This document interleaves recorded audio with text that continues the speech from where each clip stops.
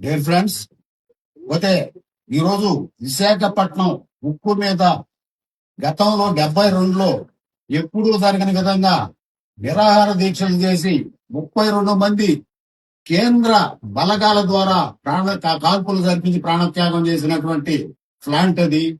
ఈరోజు వాస్తవికంగా అక్కడ ఈ రాష్ట్రంలో ఉండే పాలకులకైతే ఖచ్చితంగా దాని మీద సానుభూతి ఉంది, భీతి ఉంది. కాకపోతే నేను చెప్పినట్లుగానే కేంద్రంతో ఏదన్నా ఒత్తిడి వేస్తే ఇక్కడ రాష్ట్రం పురుడు పోసుకునే పరిస్థితుల్లో ఇబ్బంది వస్తుందనే కొద్దిగా మాట్లాడని పరిస్థితి. అక్కడ దాదాపు 22,000 ఎకరాల్లో 6,000 ఎకరాలు కురుపావన్ రాజు గారు దాన ధర్మాలతో నిర్మాణమైన ప్లాంట్ తో పాటు అక్కడ ప్రజలు 16,000 ఎకరాలు ఇచ్చారు. ఈ రోజు దాన్ని అవుట్ రేట్ గా అమ్మాలని చూస్తున్నారు. అది కేవలం కేంద్ర ప్రభుత్వ తప్పిదనే గాని దీంట్లో రాష్ట్ర ప్రభుత్వాలు ఖచ్చితంగా నిలదీస్తాయి. దానిలో ఎందుకంటే వాళ్ళ గుండెలు పిండే సమస్యని ఇక్కడ ప్రజలకి తెలుసు, పాలకులకి తెలుసు. కాకపోతే దీన్ని మనం కూడా ఏం చేయాలి, ఇప్పుడు ప్రజా ఉద్యమంగా తీసుకోపోయి మా రాష్ట్ర ప్రజల మనోభావం అని అది మీడియా ద్వారానో ప్రజల ద్వారానో వస్తే తప్ప తెలియదు.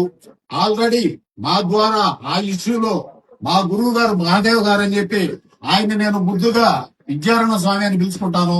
మా విద్యారణ్య స్వామి బ్రహ్మాండమైన మూమెంట్ స్టార్ట్ చేస్తున్నారు.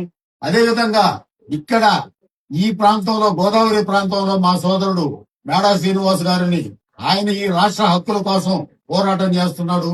ఖచ్చితంగా ఇవన్నీ సంఘటీకృతమై ఇదొక పెద్ద ఇష్యూస్ గా రాష్ట్ర ప్రజల ప్రయోజనాల కోసం మా సర్వశక్తులు ఓడేదానికి మేము సిద్ధం. మీరు కూడా మీడియా సోదరులు ఈ ఇష్యూలను ప్రజల్లో తీసుకుపోయి పాలకులకి ప్రజలు ఉంటారు, ఈ ఇష్యూల మీద చూపించగలుగుతారనే ఆ ఉద్దేశంతోనే ఈ వీడియో చేస్తున్నాం ఫ్రెండ్స్.